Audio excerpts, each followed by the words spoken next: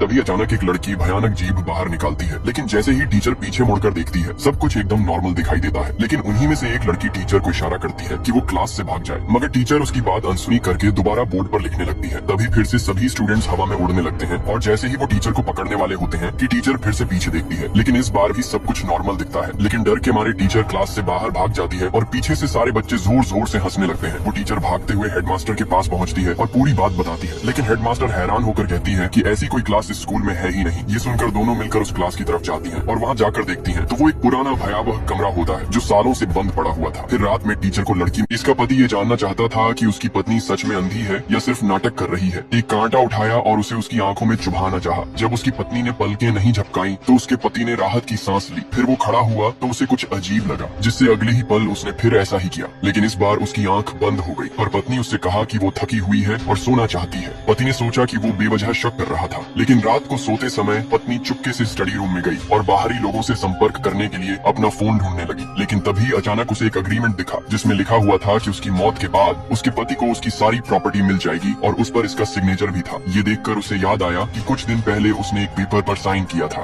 अब उसे सच्चाई समझ में आ चुकी थी। तभी इसकी करीबी दोस्त रूम में आ गई। वो इससे पूछती है, तुम यहाँ क्या कर रही हो? तो अंधी ने कहा, मैं अपनी चेन ढूंढ रही हूँ।